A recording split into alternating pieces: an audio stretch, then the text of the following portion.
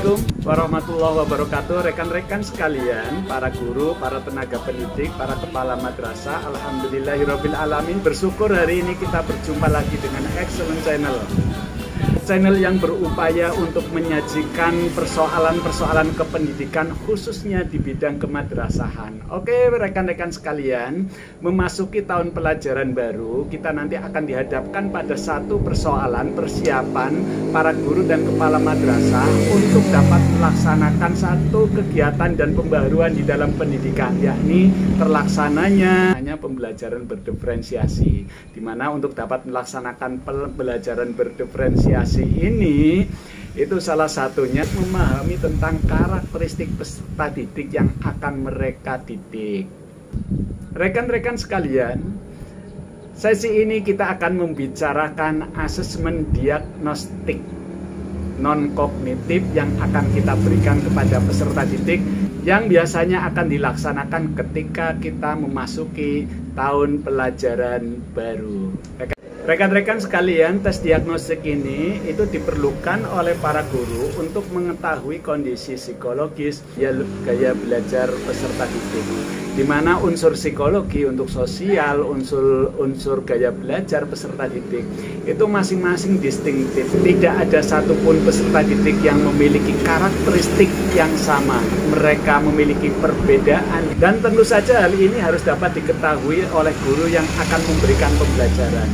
Dengan cara mengetahui karakteristik peserta didik, diharapkan para guru dapat memberikan pembelajaran secara baik, menyajikan rancangan pembelajaran yang lebih efektif dan efisien sesuai dengan kebutuhan yang diperlukan oleh para peserta didik. Untuk melaksanakan kegiatan tes gaya belajar ini, ada 3 tahap persiapannya bagaimana, tahap pelaksanaannya bagaimana, kemudian tahap evaluasinya, dan pelaporannya bagaimana. Untuk dapat mewujudkan pelaksanaan tes diagnostik yang baik, kami berupaya untuk memberikan solusi, membantu rekan-rekan di dalam menyediakan instrumen. Instrumen itu berupa daftar pertanyaan yang akan diberikan kepada peserta didik, kemudian melaksanakan pengolahannya, dan kami juga sudah mempersiapkan aplikasi yang siap akan menuntun rekan-rekan para guru ketika mengolah data hasil pelaksanaan kegiatan tes diagnostik yang diberikan kepada peserta didik itu, sehingga rekan-rekan para guru tinggal mendapatkan jawabannya apakah peserta didik itu tergolong auditori atau visual atau memiliki gaya belajar yang kinestetik. Rekan-rekan sekalian, aplikasi tentang tes gaya belajar yang akan kami sajikan nanti dilengkapi pula dengan surat keterangan yang bisa dibaca oleh peserta didik dan keluarganya di rumah, sehingga anak didik maupun keluarganya bisa mengetahui gaya belajar peserta didiknya itu bagaimana, kemudian karakteristik anak-anak dengan gaya belajar seperti itu bagaimana, kemudian solusi untuk dapat memberikan layanan di dalam kegiatan pembelajarannya itu seperti apa gitu. Rekan-rekan sekalian, di samping kita memerlukan persiapan di dalam tahap persiapan, kita juga perlu mempertimbangkan bagaimana pelaksanaan kegiatan tes diagnosis gaya belajar ini dilakukan. Sebaiknya rekan-rekan sekalian, tes diagnosis untuk menentukan gaya belajar ini kita laksanakan pada waktu kegiatan matsama atau kegiatan di mana para peserta didik memulai untuk belajar di sekolahan atau di madrasah kita. Nah, rekan-rekan sekalian, bagi peserta didik madrasah ibtidaiyah yang kemampuan bacanya bukan merupakan prasyarat bagi siswa didik untuk dapat masuk madrasah, tentu saja hal ini perlu strategi-strategi tertentu yang dapat memberikan keleluasaan untuk dapat kita memberikan layanan di dalam kegiatan tes diagnosis ini. Tes diagnostik untuk anak kelas 1 bisa dilaksanakan secara individual.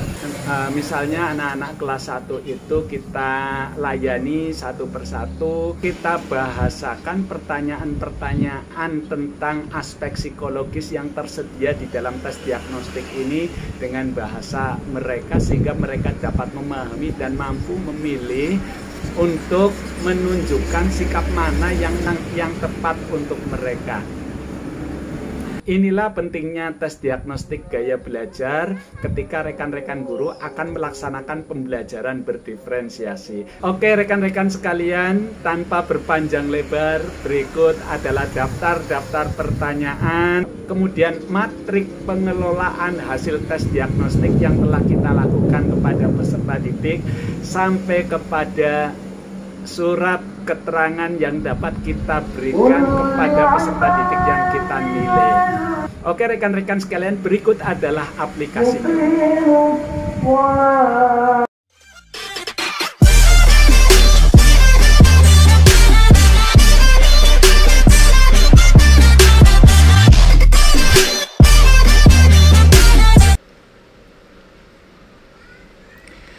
Rekan-rekan sekalian, yang pertama kita buka adalah input data. Ini input data ada di sini. Silakan rekan-rekan sekalian mengisi data instrumen pelaksanaan asesmen diagnostik untuk peserta didik. Nama madrasah, alamat madrasah, kemudian nama guru, siswa kelas berapa, nama kepala madrasahnya siapa diisi, kemudian data siswa yang akan mengikuti tes diagnostik. Diisi secara menyeluruh terlebih dahulu. Kemudian kalau data itu sudah terisi, silakan masuk ke dalam instrumen. Instrumen yang ada di sini silakan di-print sejumlah peserta didik kita yang akan mengikuti tes diagnostik. Mereka disuruh untuk mengisi atau memilih jawaban yang paling tepat sesuai dengan gaya belajar mereka. Misalnya akan menjawab A, silakan isi di sini, B misalnya di sini dan sebagainya. Instrumen tes diagnostik ini di-print sejumlah peserta didik yang akan mengikuti penilaian tes diagnostik. Rekan-rekan sahabat excellent, instrumen tes diagnostik yang ada di sini adalah merupakan contoh, bisa kita gunakan, bisa Bapak dan Ibu sekalian gunakan untuk pelaksanaan kegiatan tes diagnostik. Tetapi jika Bapak dan Ibu sekalian mempunyai instrumen yang berbeda, mempunyai pertanyaan atau kuesioner yang berbeda, bisa langsung digantikan pada instrumen yang ada di bawah ini. Bisa langsung digantikan, tidak masalah, ini langsung digantikan saja. Ditulis secara manual. Rekan-rekan sekalian, setelah para peserta didik itu mengikuti tes diagnostik, maka kegiatan selanjutnya hasil jawaban yang diperoleh dari peserta didik kita analisa. Kita masukkan ke dalam lembar analisa yang sudah disediakan di aplikasi ini. Sebagai contoh, misalnya peserta didik nomor 1, NISN-nya berapa, Insan Ahsanul Kholiqin ini sudah langsung otomatis. Kemudian kita tinggal memasukkan tadi jawaban peserta didik nomor 1, itu pilihannya apa, misalnya A. Jawaban yang kedua misalnya B, yang ketiga misalnya A, dan seterusnya diisi sampai selesai. Rekan-rekan sekalian, setelah itu nanti akan muncul gaya belajar yang dimiliki oleh peserta didik kita, yakni mungkin AB, mungkin A, mungkin B, atau mungkin campuran antara auditori visual, atau mungkin visual, atau mungkin auditori. Kemudian setelah kita mendapatkan ini, di samping ini nanti akan muncul ciri-ciri karakteristik peserta didik dengan gaya belajar sesuai dengan apa yang didapat dari hasil gaya belajar ini. Misalnya, untuk siswa dengan gaya belajar campuran auditori visual, maka anak ini akan memiliki gaya belajar lebih mudah mengingat apa yang dilihat, lebih suka membaca daripada dibacakan, berbicara dengan cepat, peduli dengan pakaian dan tampilan.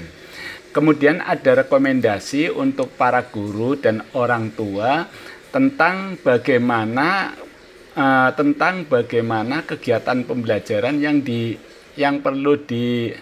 tentang bagaimana kegiatan pembelajaran yang biasa dilakukan oleh anak yang memiliki campuran auditori dan visual. Misalnya, ada hal tertentu di mana peserta didik akan belajar efektif jika menggunakan gaya belajar visual, dan ada hal lain di mana peserta didik akan belajar efektif jika menggunakan gaya belajar auditori. Bahkan kadang-kadang jika kedua gaya belajar tersebut digunakan, akan lebih optimal.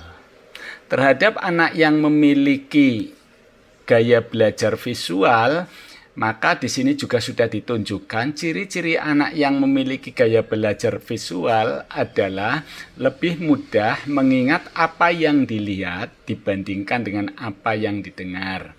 Kemudian di sini juga akan muncul rekomendasi belajar dari gambar maupun video, membaca buku yang memiliki literasi. Saat belajar bisa sambil melakukan doodling supaya lebih fokus, gunakan spidol warna-warni saat membuat catatan, kemudian membuat mind mapping untuk memudahkan belajar lebih fokus jika duduk paling depan untuk mengamati pembelajaran guru. Ini untuk anak-anak yang memiliki gaya belajar visual, kemudian ada pula anak yang auditori.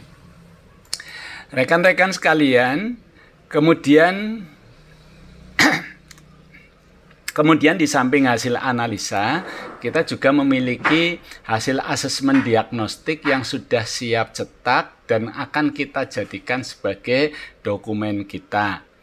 Rekan-rekan sekalian, kepada peserta didik yang mengikuti pelaksanaan kegiatan tes diagnostik, kita sediakan surat keterangan.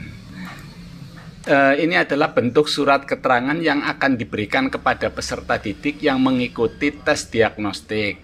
Misalnya peserta didik nomor 1 Insan Ahsanul Kholiqin, NISN-nya berapa, gaya belajarnya apa, kemudian karakteristik anak dengan campuran auditori visual itu bagaimana. Kemudian ada pula himbauan untuk kegiatan pembelajaran bagi anak-anak yang memiliki campuran auditori dan visual itu bagaimana. Selanjutnya ini adalah pengesahan dari gurunya dan ini mengetahui kepala madrasahnya. Oke rekan-rekan sekalian, setelah surat keterangan ini sudah jadi, ini sudah siap cetak secara individual satu persatu. Sebagai contoh, siswa nomor 2 kita klik ini, siswa nomor 3, siswa nomor 4 dan seterusnya. Oke rekan-rekan, dengan selesainya surat keterangan ini dan sudah dicetak, kemudian kita sudah bisa memberikan hasil surat keterangan ini langsung kepada peserta didik kita yang telah mengikuti tes diagnostik. Demikian rekan-rekan sekalian, mudah-mudahan bermanfaat. Dan mudah untuk dapat diimplementasikan. Ingat rekan-rekan sekalian, pada tanggal 17 Juli tahun 2023, setidaknya kegiatan tes diagnostik ini sudah kita laksanakan terhadap peserta didik kita. Demikian rekan-rekan sekalian, mudah-mudahan apa yang kami sajikan ini mempunyai manfaat bagi kita, mempunyai manfaat bagi dunia kependidikan di madrasah, terutama menjelang masuknya tahun pelajaran baru tahun 2023, tahun 2024 yang akan datang. Dan insya Allah kegiatan tes diagnostik ini merupakan bagian dari awal yang harus dapat dilakukan oleh para guru kita, akan memberikan pembelajaran terutama di kurikulum 2022. Oke rekan-rekan sekalian, demikian mudah-mudahan bermanfaat. Saksikan tutorial tentang instrumen-instrumen yang lainnya yang terkait dengan kurikulum Merdeka. Selalu sukseskan program Mandiri Madrasah, Mandiri Berprestasi. Billahi taufiq wal hidayah. Assalamualaikum warahmatullahi wabarakatuh.